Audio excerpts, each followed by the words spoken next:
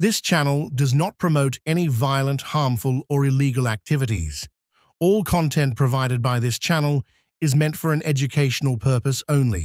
বিধানসভায় West Bengal minority কমিশনের highest chairperson আগে ছিল একজন, এখন দুজন হচ্ছে। এই মর্মে একটা বিল এসেছিল, বিলটা অবশ্য আইনে পরিণত হয়েছে, মানে ভোটাভুটি হয়নি, এমনি সংখ্যাগরিষ্ঠতা পেয়ে গিয়েছে। সেখানে আমাকে চর্চা করার সুযোগ দিয়েছিল। আমি প্রশ্ন করেছিলাম যে মাইনরিটি কমিশনটা কি, ফাংশন কি? সারা রাজ্যে মাইনরিটির উপর অত্যাচার চলছে, কখনো পুলিশ পিটাচ্ছে ধরে, কখনো কাস্টোডিয়াল ডেথ হচ্ছে, কখনো জেলের ভিতরে অত্যাচার করে মারা হচ্ছে, কখনো ধর্মীয় স্লোগান তুলে পিটিয়ে মারা হচ্ছে। সেই জায়গাতে মাইনরিটি কমিশনের অবস্থানটা কি? আপনারা জানেন গত বছরে যখন সন্দেশখালীতে বিজেপির একটা দল, এমএলএদের দল যাচ্ছিল, সেই সময় রাজ্য প্রশাসন তাদেরকে আটকে ছিল। ওই রাজ্য প্রশাসনের মধ্যে আমাদের রাজ্যের একজন শিখ ধর্মাবলম্বী অফিসার ছিলেন। তিনি সেই সময় বিজেপির ওই দলের মধ্যে থেকে খালিস্তানি বলে ওনাকে দেখে দিয়েছিল। ওই প্রসঙ্গটাও আজকে তুলেছি।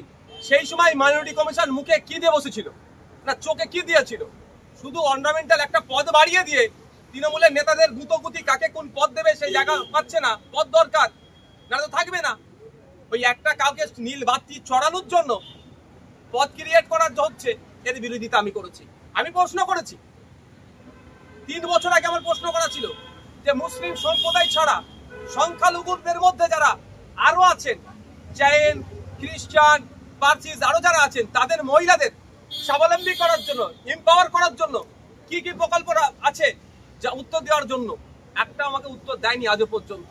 আমি প্রশ্ন করেছিলাম মাদ্রাসা এডুকেশনে যেমন ম্যাক্সিমাম মুসলিম ছেলেরা পড়াশোনা করে, ঠিক মাইনরিটিদের অন্যান্য ধর্মাবলম্বী যারা আছেন তাদের ছেলে মেয়েদের পড়াশোনার জন্য, তাদের শিক্ষায় অগ্রগতির জন্য কি কি প্রকল্প আছে সেটা উত্তর দিতে পারেনি। আজকে সেই প্রসঙ্গ উত্থাপন করেছি। আমার বলা এটাই ছিল যে মাইনরিটি কমিশন শুধুমাত্র ওই ঈদের সময় আসলে একটা ঈদ নিয়ে করে, অন্যান্য ধর্মের মানুষের ধর্মীয় উৎসব যেটা আছে সেই সময় একটা করে বড় ব্যানারে দেখতে পাই, বাকি সারা বছর কাগুজে ভাগ হয়ে থাকে।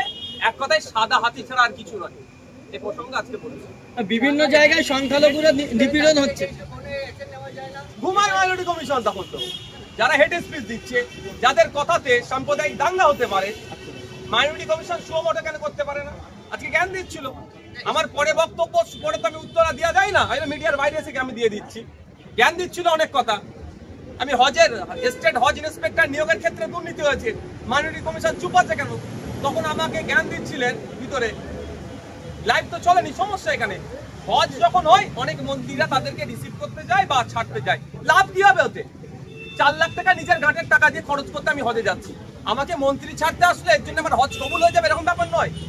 আমি যে হজে যাচ্ছি নতুন, আমি সেখানে ওখানে গিয়ে আমি সমস্যায় পড়লে আমার সমাধান করার জন্য স্টেট হজ ইন্সপেক্টর থাকে। তারা যাবে যারা টেন্টেড, আর এখন যাদেরকে পাঠিয়েছে তাদের অধিকাংশ আনটেন্টেড। তারা না প্রশিক্ষণ নিয়েছে, না ঠিক মতো সেই আরবিক লোকাল ল্যাঙ্গুয়েজটা জানে। তারা গিয়েছে কি শাসক দলের চাটুকারিতা করে বলে তাদেরকে পাঠিয়েছে। এই বিষয়ে তারা চর্চা করছে না। 100 বার রাজনীতি হচ্ছে তো, মমতা ব্যানার্জি আর শুভেন্দু অধিকারী রাজনীতি করছে তো, আর মধ্যখানে আমার পুলিশগুলোকে বলির বাঁকড়া বানাচ্ছে।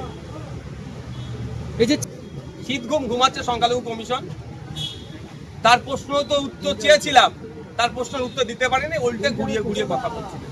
প্রশ্ন করেছিলাম স্টেট হজ ইন্সপেক্টর নিয়োগের দুর্নীতি হয়েছে, সংখ্যালঘু কমিশন কেন চুপ ছিল?